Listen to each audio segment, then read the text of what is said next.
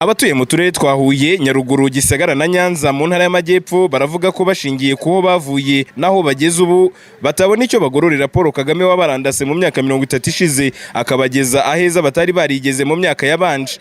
Urugero naba bafite ubumuga bavuga ko bari babayeho mwihezwa n'ivangura rikomeye, ariko maginga ya bakaba babayeho neza mu burenganzira bungana n'ubwo abandi badafite ubumuga, bityo ngo niwe bazatora.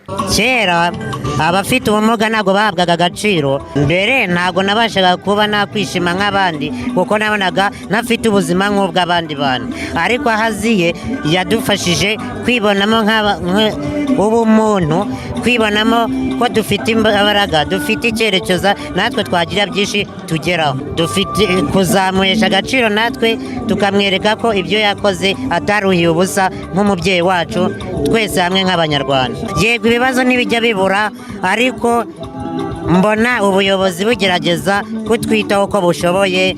Ijambo twagize ryadukemura ikibazo cyo kwigunga, kuko kenshi twabaga turi mu rugo tutabasha kugera aho abandi bari, twitwaga abandi nyine b'ibimuga bagomba kuba mu gikari batagomba guseruka. None ubu ngubu twisanze ahenshi usanga bari no mu buyobozi, nk'ubu nanjye ndi mutwara sibo. Mbere yuko mbona rino gare nagendaga nikurura hasi, banyita ngo ndi ikimuga, bakajya ducira imigani ngo ikimuga kirutwa n'agatungo, ariko ubu ngubu nta muntu ushobora kuvuga ibyo bintu. Ashimira abanyamajyepfo basaga 300 bitabiriye ibikorwa bye byo kwiyamamaza kuri uyu wa kane kuba baremeye kumushyigikira Paul Kagame, aravuga ko nawe yiteguye ndetse ko ibyiza biruseho biri imbere.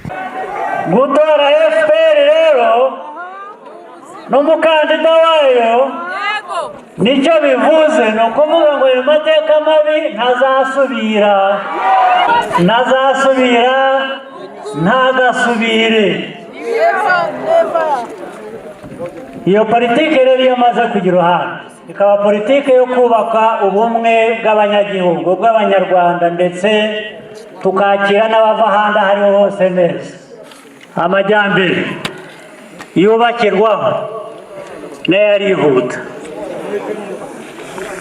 umutekano bishingiraho tugomba kuwitaho ugakomera kugira ngo hatazagira igihungabanya iyo politiki n'ayo majyambere. Bimwe mu by'abaturage b'intara y'Amajyepfo by'umwihariko muri utu turere twa Huye, Gisagara, Nyaruguru na Nyanza bishimira ko byagezweho mu myaka 7 ishize bayobowe na Paul Kagame nk'umukuru w'igihugu. Harimo ibikorwa remezo nka stade mpuzamahanga ya Huye, imihanda mishya ya kaburimbo irimo uva mu karere ka Huye werekeza mu ka Gisagara ndetse n'uwerekeza mu karere ka Nyaruguru, ibitaro bya Munini ndetse n'ibindi. Paul Kagame, umukandida wa RPF Inkotanyi mu matora hategerejwe mu kwezi gutaha kwa 7 mu ntara y'Amajyepfo, amaze kwiyamamariza mu turere twa Muhanga, Huye na Nyamagabe, aho kuri uyu wa gatanu akomereza ibikorwa byo kwiyamamaza mu karere ka Rusizi mu burengerazuba bw'u Rwanda. Gabriel Imaniriho, Isango Star, i Huye mu majyepfo y'u Rwanda.